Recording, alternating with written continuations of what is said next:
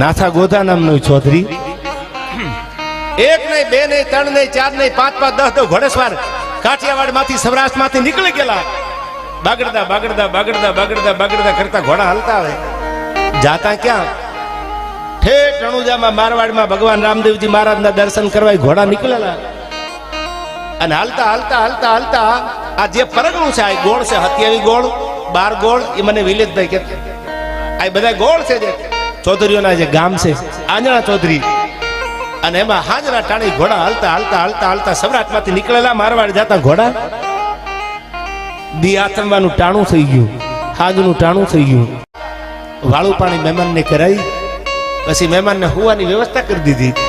એટલે મહેમાને એટલું કીધું કે ભગત, એ નાથાભાઈ, તમારી મહેમાન ગતિની તો બહુ મજા આવી, પણ આ તમારા વિસ્તારમાં અમે પેલા વેલા છીએ, આ કોઈ ચોર લૂંટારા તો નથી ને? એટલે નાથા ગોધાએ કીધું, બાપા સમજાણું નહીં કાંઈ. એ કે તમારા વિસ્તારમાં કોઈ ચોર લૂંટારા નથી ને? એ કે પણ માંડીને વાત કરો તો ખબર પડે ને. એ કે અમારા ઘોડાની ડોકે ચાંદીની ઘૂઘરીઓ બાંધી છે. અમારા ઘોડાની ડોક છે, ઘોડાના પગ જે છે એમાં ચાંદીની ઘૂઘરીઓ બાંધી છે. એટલે પૂછી શીખવું છે નહીં ને, તો કોઈ લૂંટી ન જાય, ચોરી ન જાય.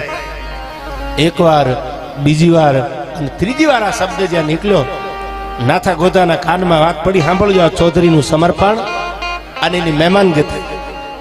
આખું આ પરગણું છે, ગુજરાત આખી. એમાં પછી હોરઠ હોય, કાઠિયાવાડ હોય, ઉત્તર ગુજરાત હોય. મૂળ તો આપણે ગુજરાતના ને.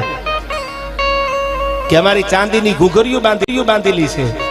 એ વાત સાંભળી એટલે મહેમાનને પથારી કરી દીધી. મહેમાનને કીધું તમે બાપા હુઈ જાઓ, ઉપાધિ કરતા નહીં, કાંઈ નહીં થાય. 1 2 3 4 5 7 ઘોડા બાંધી દીધા, મહેમાનને હુવારી દીધા. અને આહિર સાહેબ અડધી રાતનો મજર ભાંગ્યો. ટમરા ત્રમ ત્રમ ત્રમ ત્રમ બોલવા માંડ્યા. 18 પર વનસ્પતિ હોઈ ગઈ. એ ટાણે નાથા ગોટા નામનો ચૌધરીનો દીકરો ખંભે ચાંદીની પાટલી નીકળ્યો. ભાઈ રાત કોઈ કીધું કે ક્યાં જવું છે ભગત? કેવું આકડી આવ્યો એમ કરીને ચાંદીની પાટલે નીકળ્યા. જે કામ કરતા હતા એને રાતે જગાડ્યો. એ કે હવાર પડે ને એ પેલા ચાંદીના ખીલા તૈયાર કરો, મારે ને આ મહેમાન આવ્યા છે. હા પણ જો આ પરો છે આપણી મહેમાન ગતિનો, આ મહેમાન ગતિ કહેવાય. હવાર પડે એ પેલા મને ખીલા તૈયાર કરી દો. મહેમાન તો આરામમાં હતા, મહેમાનને ખબર નથી. અને આ બાજુ ચાંદીની પાટના 1 2 3 4 5 એવા 7 ખીલા બનાવી, ચાંદીના ખીલા. તમે આજ ગાયને બાંધો, બળદને બાંધો, ભેંસને બાંધો કે ઘોડાને બાંધો, એને ખીલો કહેવાય. એવા ચાંદીના 7 ખીલા બનાવી અને નાથા ગોધા નામનો ચૌધરીનો દીકરો આવ્યો પાછો.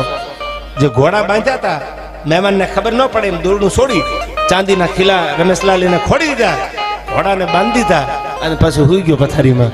હવાર પીડ્યું, મહેમાન જાગ્યા.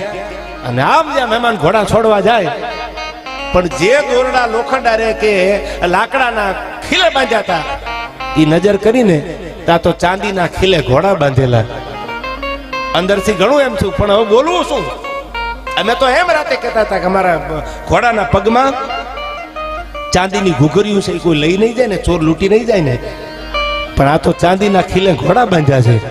નાથા ગોધાને હવારમાં કીધું કે ચાંદીના ખીલા, એ કે તમે મારા મહેમાન છો, અને તમે જે દી રાતે એમ કીધું ને કોઈ લૂંટારા ચોર નથી ને, તમારા ઘોડાના પગમાંથી કોઈ ઘૂઘરા ચાંદીના છોડી ન જાય, તો મને એમ થયું કે લાઈન ચાંદીના ખીલે બંધાવું ઘોડા.